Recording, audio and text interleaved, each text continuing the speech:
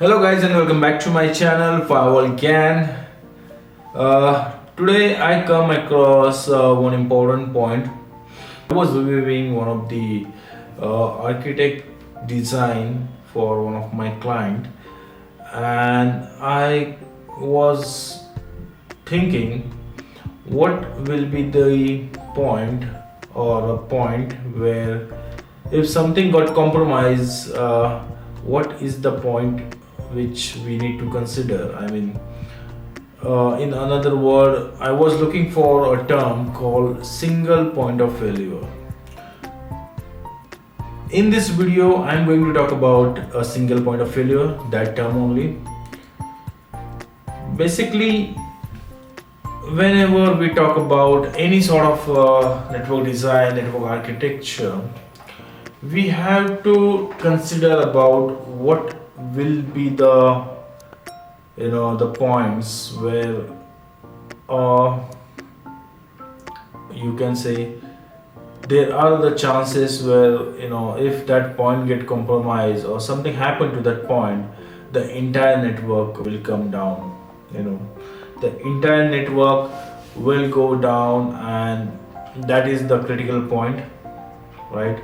And that point has to be have very much security and very importance. Actually, in real world, for the deployment for the clients, for deployment for whatever the network you are designing, we generally don't keep a single point of failure anywhere.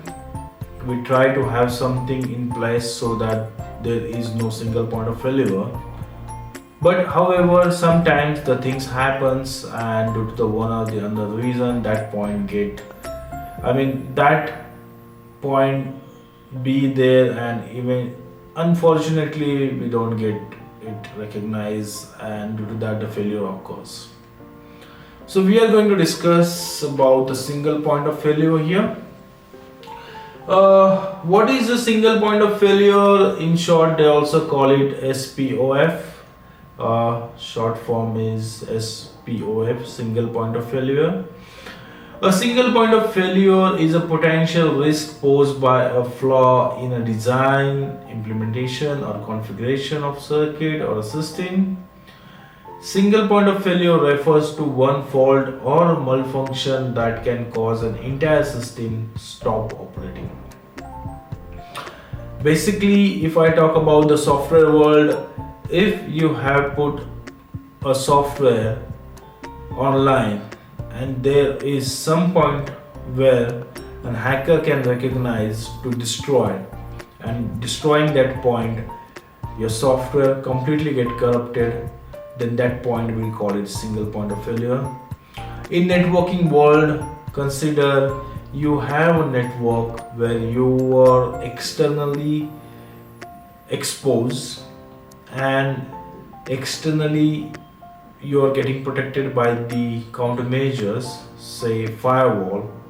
If your firewall get compromised, or due to one or the other reason that firewall got down, the access from the external network to the internal network will be down, because all the filtering happening from the firewall itself. So that firewall you can consider as a single point of failure, right? So during architecture design or network design, you have to consider which are the points present in that network will act as a single point of failure, and you need to give more attention towards that. There are many examples I would talk on single point of failure.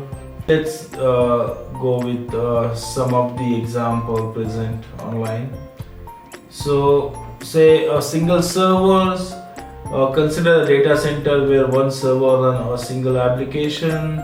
The underlying server hardware would present a single point of failure for the application's availabilities, right? If the server failed, the application would become unavailable or crash. This event would prevent users from accessing the applications and possibly the data loss. So that server having everything, and there is no standby server or passive server for that server, Due to that, that server will act as a single point of failure, and having any issues with that server will cause data loss. So the use of server clustering technology can mitigate this situation. So the server need to be clustered with another server, so that one of the server get failed, the other will come up, and your data will not loss. You will be having those data, the connection will not loss, will be having those connections. Likewise, in networking world, we have firewalls, we have network switches, load balancers. Everywhere we have to consider the redundancy or the failover mechanism. If one of the server got down, or one of the firewall got down, or one of the network switches got down, it need to be the another server present there, so that the down server immediately send, or whatever the communication happening with the down server, that immediately get filled over to the active server, and there is no point where we will say that the communication is not happening because of the that redundant part of it. So couple of important points here when we talk about the single point of failure. Number one, you need to identify where is that single point of failure. You can find that things by verifying the details of your architecture design, verifying your network, understanding your network, looking at the different points, and on with that you can understand where is that single point of failure. And second important point is that whenever we talk about the redundancy, whenever we talk about the the availability for your whatever the single point of failure environment you have, basically to avoid a single point of failure you need to consider additional costing, because whichever device we are talking here, if we want to have a backup of those devices or the another devices who are acting as a high available or a load sharing mechanism with that device, you need to have the purchase of the another device. So of course the costing is involved. So guys, thanks for watching this video, and I have wonderful